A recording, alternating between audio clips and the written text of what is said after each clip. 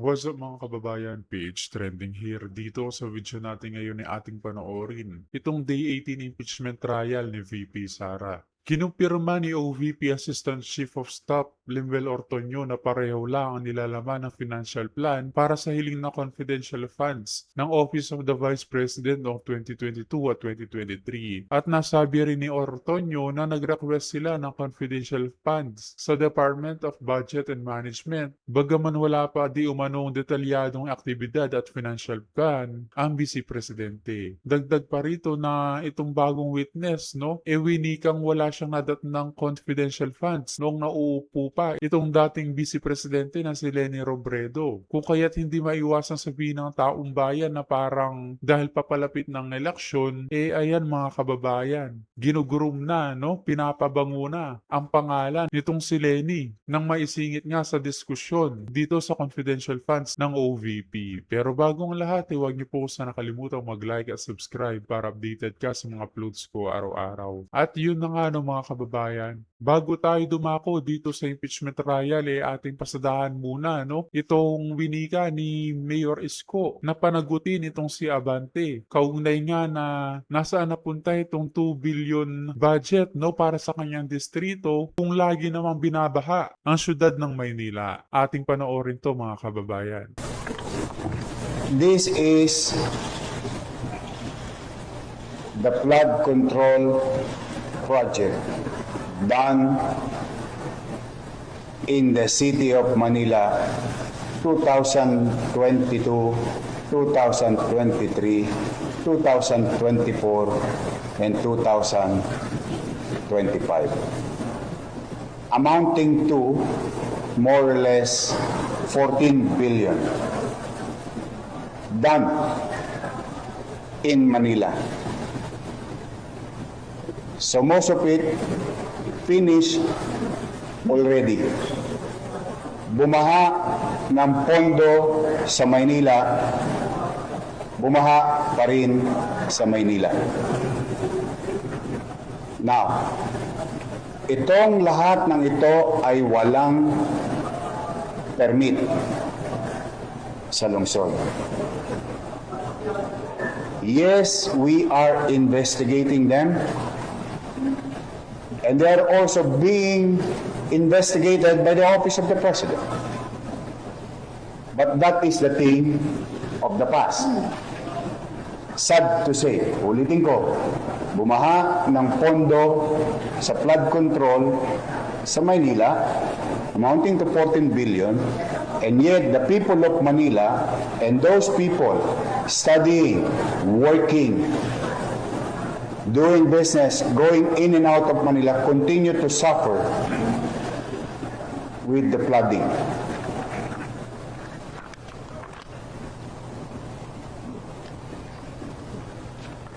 Gusto niyo malaman per district? Per district?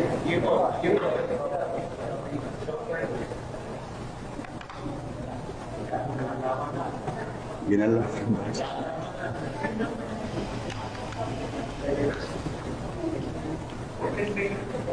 District 1, 3.4 billion.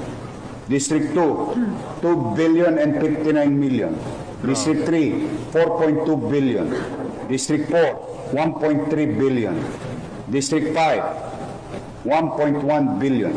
District 6, 2 billion and 60 million. Total of 14 billion, 313 million, 132,309 pesos and 12 centavos from project allocation for the year 2022, 2023, 2024, and 2025. At malamang sa hindi, kulang pa yan. Kasi ang lahat ng ito ay kinuha lang namin sa website ng Pangulo.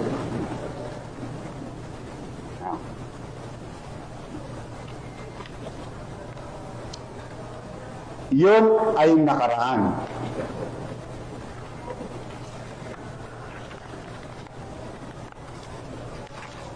Ngayon may bago pa. 112 new ongoing projects without permit, without paying regulatory fees for the local government of Manila. Particularly contractor's tax.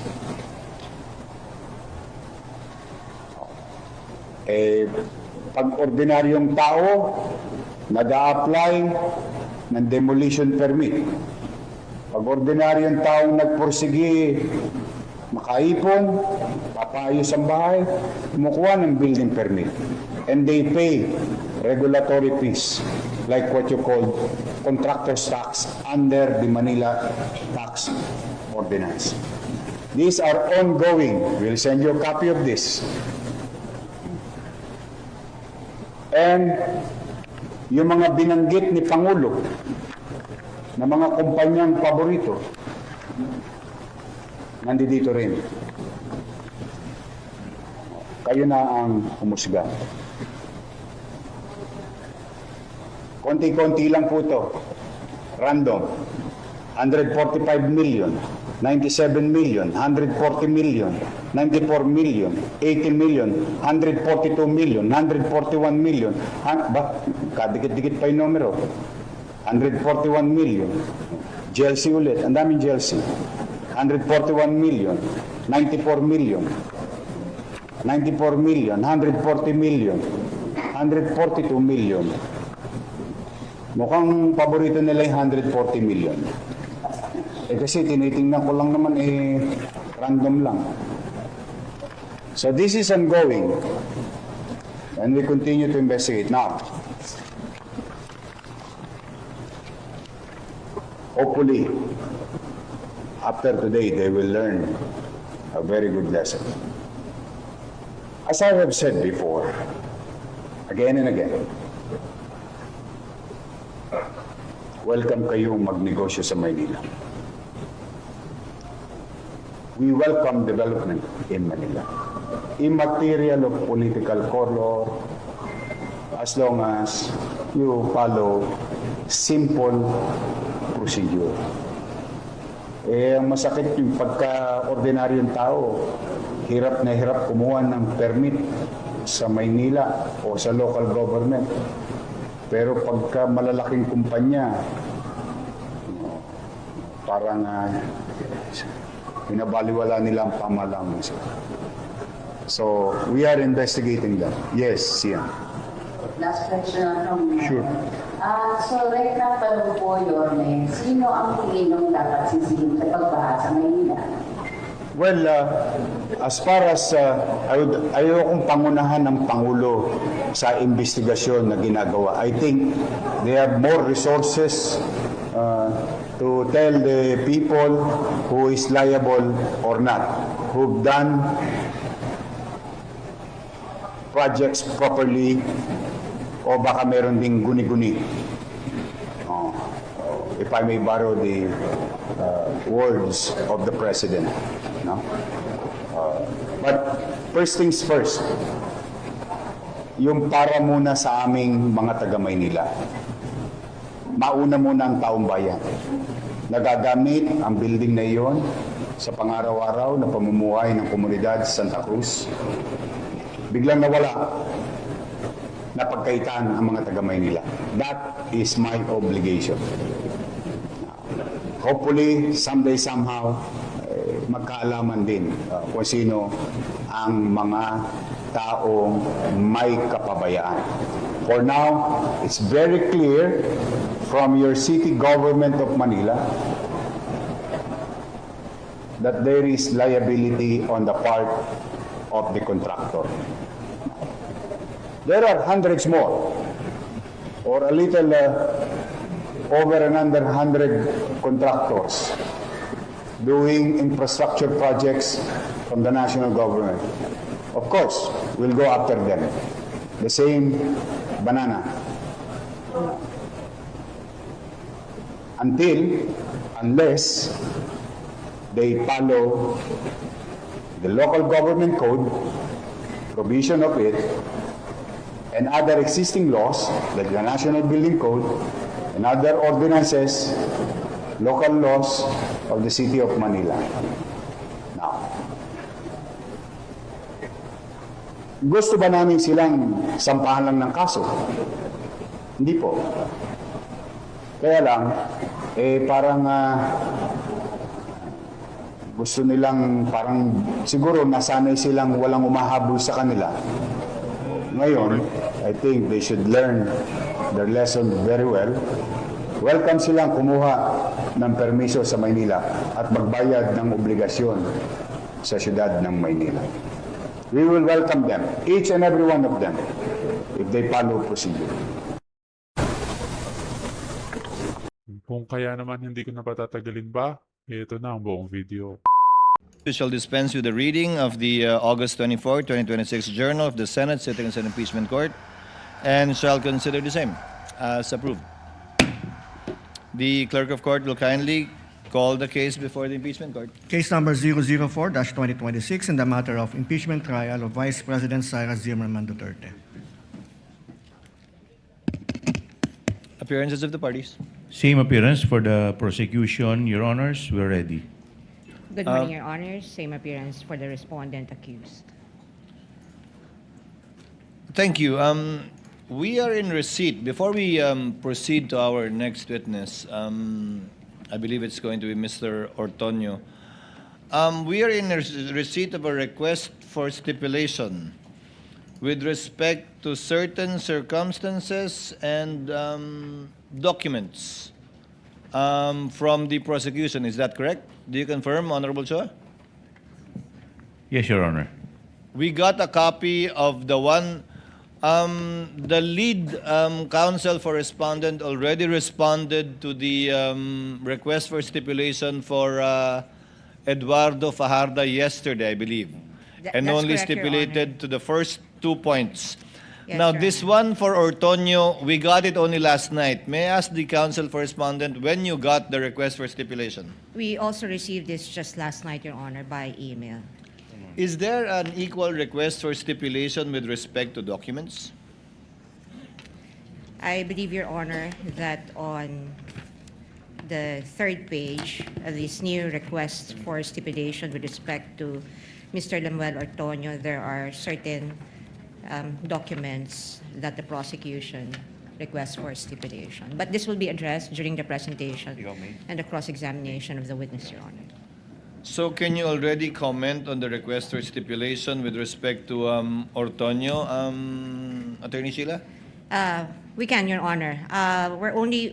We can only stipulate on items 1, 2, 3, 4, 5, 7. That's it, Your Honor. Your Honor. Hold on, Honorable Chua.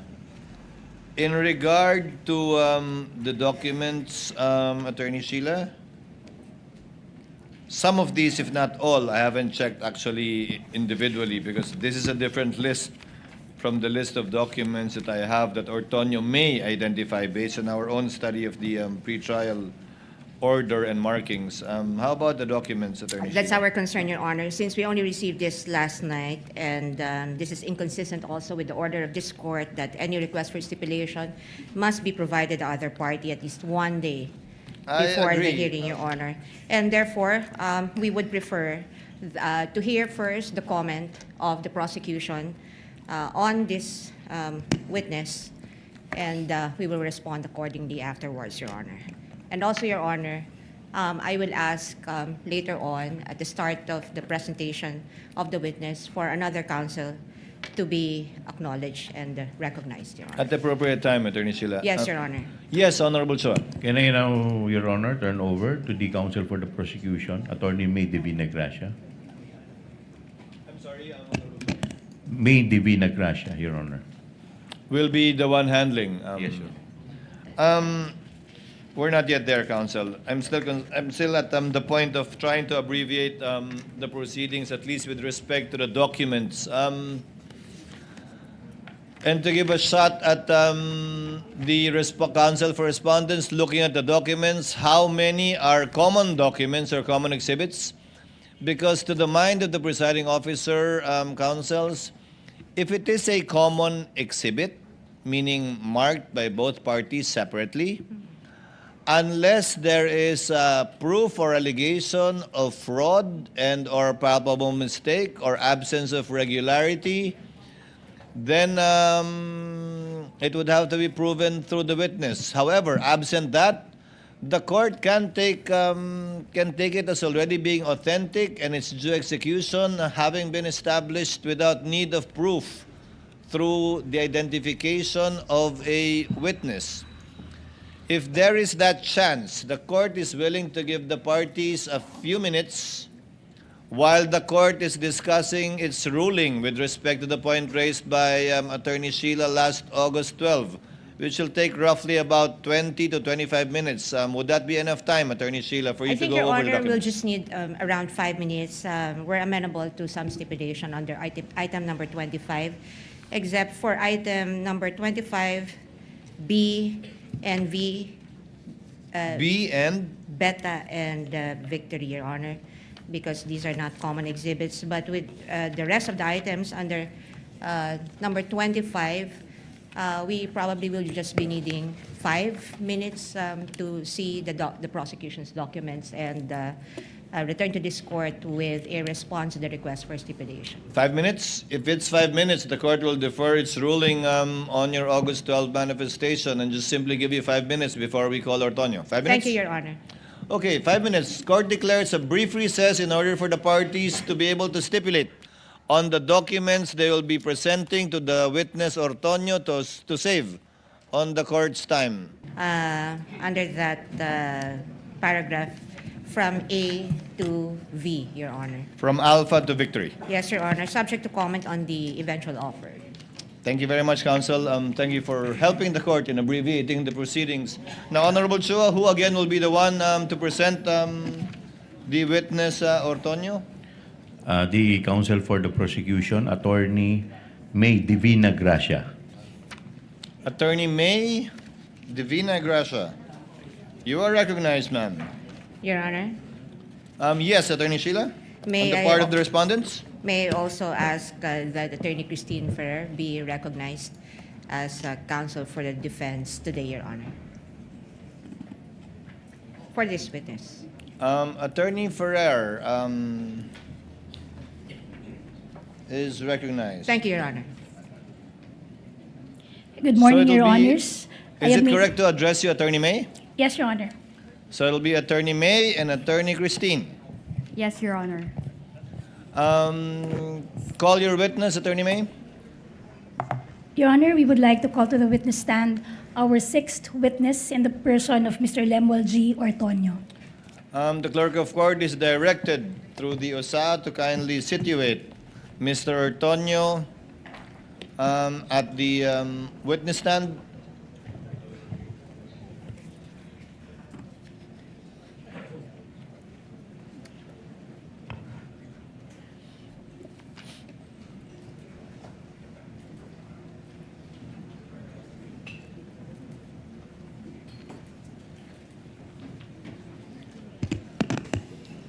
The clerk of court is directed to administer the oath to the witness.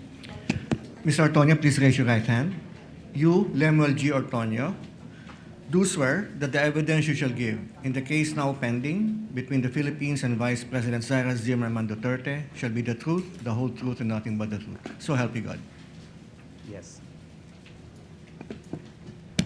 Kindly place on the record, because it was inaudible, that the witness responded in the affirmative by saying yes. Attorney May, your witness for direct examination, kindly make the offer. Yes, Your Honor, but before we proceed to our offer, Your Honor, we would like to just read for the record the matters that were already stipulated on, Your Honor, for avoidance of doubt. You may do so, counsel. You may proceed. So, first, that the witness, Mr. Lemuel G. Ortonio, is the Assistant Secretary and Assistant Chief of Staff of the Office of the Vice President. Second, he holds the position of Assistant Secretary at salary grade 29. Third, his appointment is coterminous with the term of the Vice President. And fourth, his position is one of trust and confidence. May the defense kindly confirm if those are all the matters that you're willing to stipulate on. As well as, sorry, Your Honor, they're also stipulating on the authenticity and the genuine execution of the documents listed in paragraph 25 of the request for stipulation. Attorney Christine? Yes, Your Honor, subject to cross-examination. Duly noted. Kindly proceed with your offer, Attorney May. Your Honors, we are offering the testimony of Mr. Lembel G. Ortonio to qualify him as a hostile witness and to prove the following. Number one, the confidential funds answered to no legitimate confidential purpose. The amount was requested before the supporting plan was produced, and the 2023 plan just repeated the operative language of the 2022 plan. Nauna ang 250 million, sumunod ang plano matapos itong hingin ng DBM. Hindi plano ang nagtakda ng halaga. Ang halaga ang nauna sa kahinabol ng plano. Number two, the respondent's handprints are on every document that mattered. Mula request hanggang liquidation, nasa mahalagang dokumento ang kanyang otoridad at pag-aproba. Number three, the reports were written to fit the rules, not the facts. 4 na ulat, iisang template, mga halagang hindi nagbabago, at laging eksaktong 125 million. Not a peso more, not a centavo less. Walang natira, walang isinauli. Number 4, 5 days after COA questioned the medical and food aid item, the line disappeared while the report still totaled exactly 125 million. Question ng Commission on Audit ang medical and food aid na may halagang 40 million, 42 million at 40 million sa tatlong unang accomplishment reports. Makalipas ang 5 araw, wala na ito sa huling accomplishment report. Pero 125 million pa rin ang kabuuan ng halaga. Number 5, in 2 years, not one area, not one operation was ever named. Daang-daang area ang iniulat, 500 million ang ginastos. Ngunit wala ni isang lugar, ni isang operasyon, ni isang petsa ang pinangalanan. Number 6, the liquidation was late, irregular, and backdated. 10 buwan huli ang mga resibo. Mahigit 100 ang may petsang 1 taon pagkatapos ng di umano'y bayaran. Number 7, the certifications vouched for nothing and were signed by the man who received the money. Walang untoward incident. Iyan lamang ang pinatutunayan. Walang halaga, walang pangalan, walang lugar at walang petsa. At ang pumirma, ang mismong tumanggap ng pera. Number 8, the 500 million bought protection the Vice President already had. And against threats, the AFP and the PNP were already paid billions to watch. 473 sundalo at pulis na ang nagbabantay sa kanya. Sahod ng Republika mula sa ibang pondo. Walang pangalawang pangulo sa kasaysayan ang nagkaroon ng ganito. At ang mga bantang tinutukoy sa mga ulat, ang NPA at mga teroristang grupo. Sakop na ng intelligence funds ng AFP at PNP. Bayad na ang proteksyon, bayad na ang pagbabantay, bago pa ang kahit isang piso ng confidential funds. Number 9, the justification for the confidential funds shifted with every finding. Sa DBM, safe implementation ng good governance programs, official engagements, and functional representation ng pangalawang Pangulo. Sa mga plano, confidence building for good governance programs at pagsapit ng 2023 socio-economic program delivery. Sa mga certifications, surveillance and information gathering to prevent untoward incidents from transpiring. Sa protective intelligence operations reports, for intelligence gathering naman. Sa mga sagot sa audit observation memoranda at notices or at notice of suspension for surveillance activities to determine where best to implement the OVP's programs. 6 na bersyon, iisang pondo. Number 10, the officials knew, answered nothing. The man who says he knew nothing answered everything. Lahat ng sagot sa COA, pirma ng testigong ito, na ang sabi wala siyang personal na kaalaman. Ang mga tunay na nakakaalam, ang Respondent Vice President, ang Special Disbursing Officer, at ang Colonel, wala ni isang sumagot.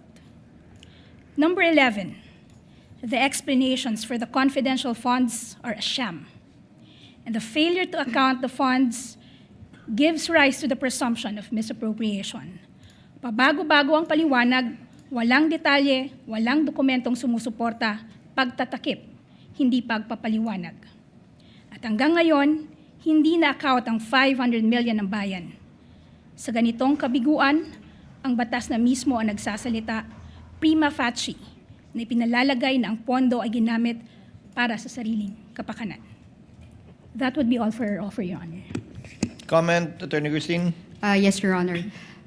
We note that the 11 items that were mentioned by the prosecution are all conclusions of fact and law, Your Honor. And actually, they are mere speculations and conjectures, Your Honor, not being proven before this honorable court. Correct. And they are all theories and, with all due respect, sound bites, Your Honor. Nevertheless, we will cross-examine the witness to verify the allegations or to disprove the allegations of the prosecution. They may be statements of fact or law, counsel, but that's what they seek to prove. Through this witness, hopefully, by declaring him as a hostile witness in due time. Duly noted. Comment of the counsel for respondents noted. You may proceed with your direct examination, Attorney May. Your Honor, before I proceed, we would just like to request for a continuing authority for our assisting counsel, Attorney Oliver C. Caido, to approach the witness and present and confront him with the necessary and relevant documents whenever we mention those documents, Your Honor. Granted, as well as who would be the counterpart assisting counsel from the respondent, Attorney Christine? Yes, Your Honor, Attorney David Gola. And Granted, also, insofar as both parties are concerned in regard to their respective assisting counsels who may approach the witness at any time during the direct and cross. and also, Your Honor, we request a similar continuing authority for us to flash on the screen the relevant documents when mentioned for the appreciation of this honorable court and of everyone, Your Honor. Granted likewise, including a similar grant rather with counsel for respondent should she desire to do so as well during her cross. Thank you, Your Honor. Okay. You Good may morning. proceed, counsel, when you're ready. Yes, Your Honor. Good morning, Mr. Ortonio. Good morning, ma'am. I'm Bunta. Good morning. Okay. Mr. Ortonio, naiintindihan ko po na ikaw ngayon ay nagsisilbing Assistant Secretary and Assistant Chief of Staff sa Office of the Vice President. Tama po ba? That's correct po. Okay. Kailan naman po kayo nagsimulang manungkulan bilang Assistant Secretary and Assistant Chief of Staff sa Office of the Vice President? I started working as the Assistant Secretary and Assistant Chief of Staff last July 2022. Okay. Now, Mr. Ortonio, at whose pleasure do you serve those positions? I report directly to the Vice President, Sara Z. Duterte. Okay. And prior to becoming Assistant Secretary and Assistant Chief of Staff, saan naman po kayo nagtatrabaho kung meron man? I used to work with the city government of Davao as the head of the Human Resource Management Office. Noong time po na yon na nagsilbi kayo na head ng Human Resource Management, sino naman po ang mayor ng panahong iyon? The mayor at the time is the Vice President, Sara Z. Duterte. And when did you serve as such? As head of the Human Resource Department of the city government of Davao City? I started working as the head of the Human Resource Management Office in 2018, starting 2018. Yes. And kanino naman po kayo nagre-report nung nanunungkulan kayo bilang head of the Human Resource Department? As the head of the Human Resource, as the department head, I report directly to the mayor and as well have reportorial duties to the city administrator. Okay. And prior to that, Mr. Ortonio, ano naman po ang inyong naging katungkulan kung meron man sa city government of Davao City? Prior to being the human resource head, I also headed the Davao City Investment Promotion Center. That's from 2016 all the way to 2018 as well. And then in 2010 to 2013, I served as the Chief of Staff of the Office of the Mayor. And 2008 until 2010, I served as the Chief of Staff under the Office of the Vice Mayor.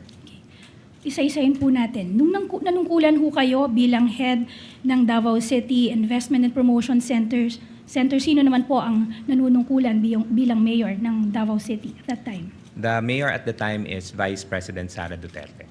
Okay. Nung time naman po na nanungkulan kayo bilang Chief of Staff, sino naman po ang nanunungkulan bilang mayor at the time? It's the Vice President Sara Z. Duterte. At huli, nung nanungkulan ho kayo noong 2008 onwards, sino naman po ang nanunungkulan? Or sino naman po ang nanunungkulan bilang Vice Mayor at that time? The Vice Mayor at the time is Vice President Sara Z. Duterte. Now, prior to 2008, saan ho kayo nanunungkulan o nagtatrabaho kung meron man? Prior to 2008, I worked with a government-owned and controlled corporation, and I also worked at a local chamber of commerce. Maaari niyo pong banggitin sa korte na ito kung saan po iyon, yung mga kumpanyang iyon? My first working experience was with the Pag-ibig Fund. That was 4 years, and then I worked around about 4 to 6 months with the Davao City Chamber of Commerce. Okay, thank you. Mr. Ortonio, in October 2024, ano naman po ang mga compulsory processes, if any, na natanggap ninyo mula sa House Committee on Good Government and Public Accountability? I was invited to appear before the committee hearings for the Committee on Good Governance. At sa ano-anong petsa naman po kayo inimbitahang mag-appear? As to the exact dates po, ma'am, I cannot remember anymore the exact dates. However, there were several invitations that were extended to me. Okay, several invitations for several hearings. Yes, that's correct. Ano naman po ang naging tugon ninyo dun sa mga iba't ibang imbitasyon na yun? One of the reasons there was that it's a mere invitation. I'm sorry, Mr. Ortonio, I have to cut you. Please just be responsive so as not to waste this honorable court's time. The question is merely, what was your response to those invitations for you to appear? You mentioned several. So what was your response? The response was, I will not attend the hearings. Okay, so that was your response.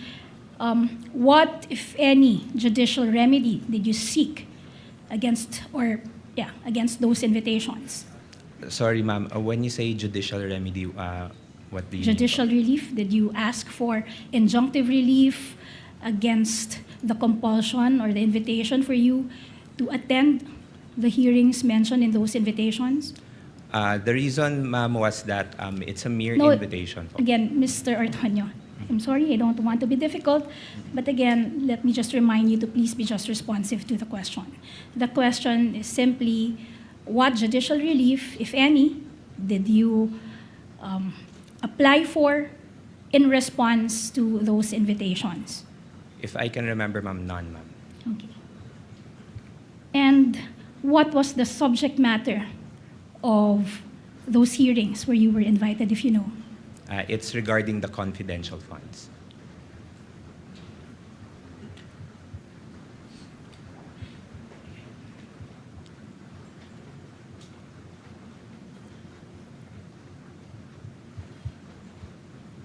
Okay.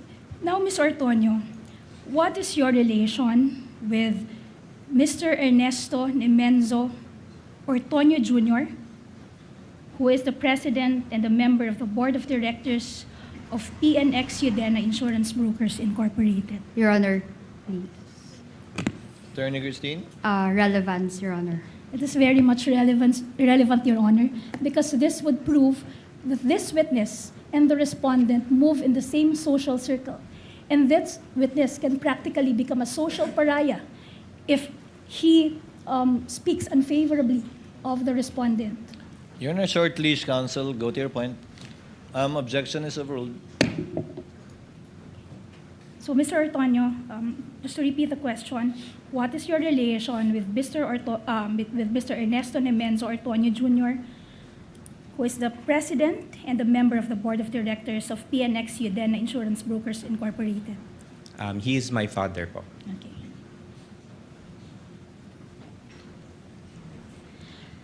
At ano naman po ang relasyon ng PNX Udena Insurance Brokers Corporation sa Udena Management and Resources Corporation, which forms part of the Udena Group founded and controlled by Mr. Dennis A. Your Honor, please.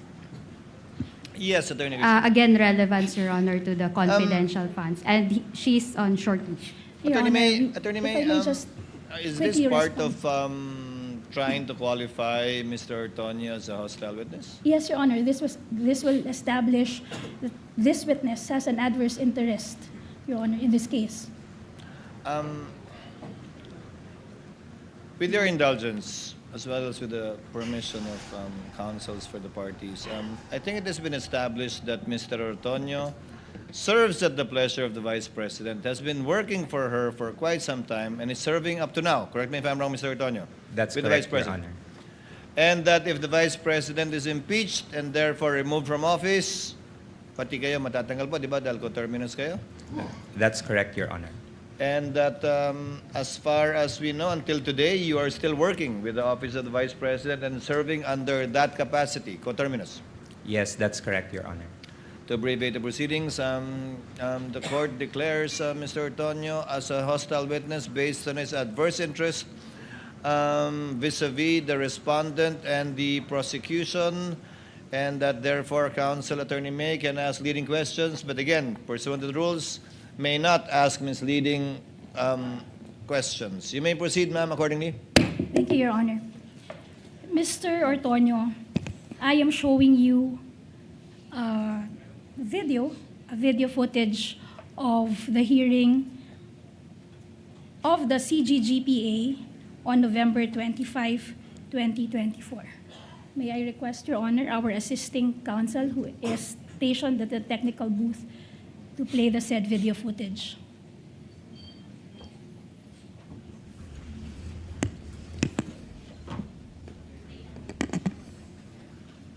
Continuing authority has been granted to counsels. You may proceed accordingly, counsel.